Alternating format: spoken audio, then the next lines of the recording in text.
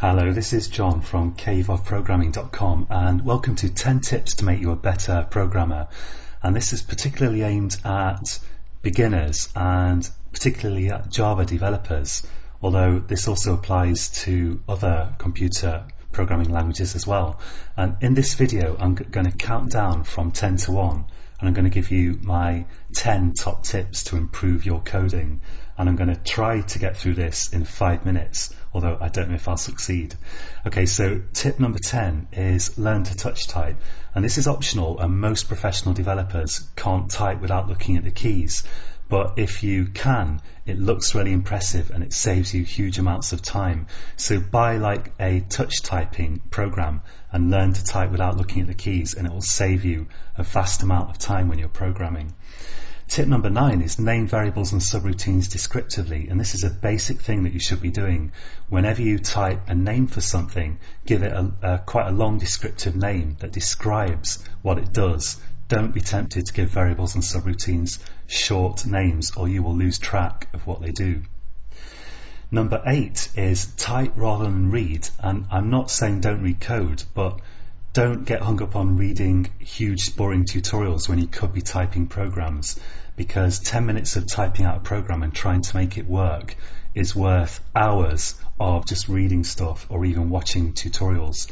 Always try to write actual programs and get them to work. Tip number 7 is write software that interests you, because if you're just learning to program now, the only real thing that can stop you becoming a good programmer is if you lose interest and give up, or you just don't put enough time into it. So try to think of a program that you'd really like to write and try to write that, and it will keep your motivation going. Tip number 6 is read stat traces or error traces from the top line down. And it's incredible how beginners, including myself when I started, will look at the middle or the end of a stat trace if the program throws an error. You should always read them from the first line down, and if you force yourself to do that, then it will save you huge amounts of time, because the real information in an error trace is in the top lines, not in the lines at the end. Tip number 5 is aim to write the smallest working program possible.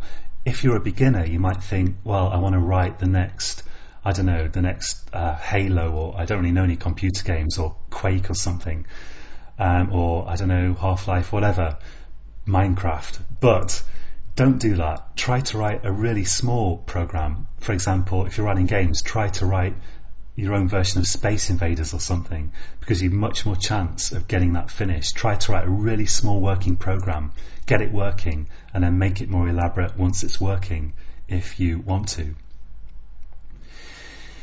Google like crazy is tip number 4. Whenever you want to do something, just Google how to do it. Make that your first port of call. And also, if you get an error, copy the error, paste it into Google, and take out any specific bits like line numbers and try to find other people who've got the same error, because Googling for code and Googling for errors will really save you a vast amount of time, and you can almost always find examples of what you want to do on Google somewhere on the internet. Tip number 3 is build programs one step at a time. Write the smallest working program you can initially, like a Hello World program, and then hit the run button and check that it works. Then add a few more lines of code to it and hit the run button again. Keep doing that. Keep clicking the run button and make it produce some output and check that it works, and do that at every step, because if you write a big program and then check it and it doesn't work, you've got a big headache. But if you just added a few lines and you run it and it doesn't work, it's a much smaller headache and much easier to solve. Keep clicking that run button on your IDE, your integrated development environment. Number 2 is ensure braces always pair up. Whenever you type an opening bracket, immediately type the closing bracket and put the code in between, and that one tip will save you vast amounts of time, and you won't be having to scratch your head over where the other bracket ought to be. Always type the closing bracket when you've typed a opening bracket, and type it immediately. And finally, tip number 1 is format your code correctly. If you're doing Java and Eclipse, you just have to do Control Shift and F, and other IDEs have similar shortcuts. Always keep your code scrupulously formatted, because that will enable you to see how the brackets line up and how the subroutines and code blocks actually work together, and it will make your code readable and much easier to understand. And the worst and most stupid thing you can do when you're beginning, which we unfortunately all do, is have badly formatted code. Always format it, and you can use an automatic formatter, and always do that constantly, and it will make it much more legible and easier to understand. My tip number 0 today is go to www.caveofprogramming.com, where you can find more articles and tutorials like this one, and complete courses on programming as well.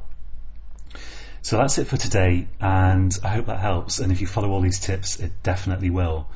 And until next time, happy coding.